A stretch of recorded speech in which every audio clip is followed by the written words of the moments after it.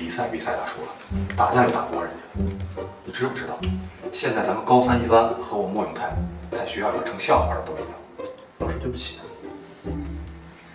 这个恶气还想不想出了？想。那一会见到邱主任，知道说什么吗？明白了。拿着。老师，这个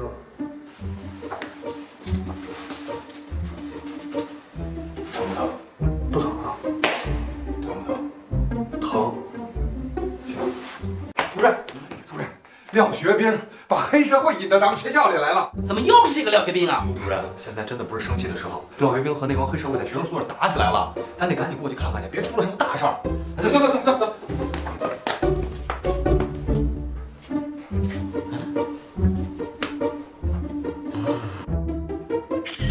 廖学兵啊，我看你这回怎么跟我解释？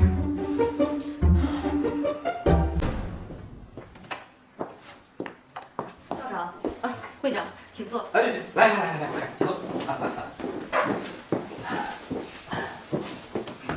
我是为我女儿慕容兰洛的事来的。您女儿，廖老师，慕容兰洛是你班的学生吧？啊，没错，我是慕容兰洛的班主任。你就是廖学兵啊？我是慕容兰洛的妈妈，也是郁金江高中家长委员会的会长。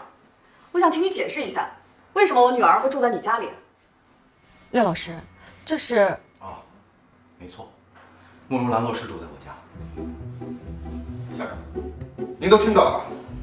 这个廖学兵可不光是招惹黑社会，他还勾引班上的女同学，这简直是有悖作为一个老师最基本的道德水准。廖学兵，事到如今，你还有什么可以解释的？主任啊，我说的全部都是事实啊。校长，这是郁金香中学吗？这是另一个学生的事情，还没有调查清楚呢。真是不敢想象，我现在开始怀疑咱们学校的管理。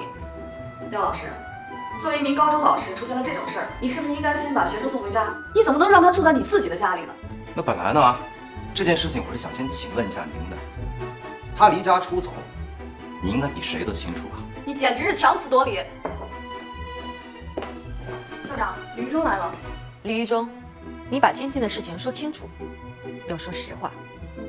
啊，对，校长，是今天早上我上学被一个小流氓打劫，后来我把他打了，接着他找了一群人去我宿舍砸了我的东西，还把我打成这样。是廖老师救的我。邱主任，看来这件事儿没有那么简单，等把事情调查清楚之后再做决定吧。对，校长，你说的非常正确，这件事情绝对没有那么简单啊，而且它另有蹊跷啊。校长说的对，这件事现在下结论的确为时过早。不过呢，我以郁金香高中家长委员会会长的身份，要求近期召开董事会，对这几件事情要彻底调查。我现在对廖老师的品行和能力严重表示怀疑。会长，我们会对每一个学生和家长负责，也会对老师负责。我希望您能给我们一些时间，等事情调查清楚之后，我会召开校董会，到时候一定会给您一个满意的答复。我希望如此。不过我要求，在廖老师调查结果出来之前，要暂停他的一切职务。我觉得任何一个家长都不希望自己的孩子和这样一个老师待在一起。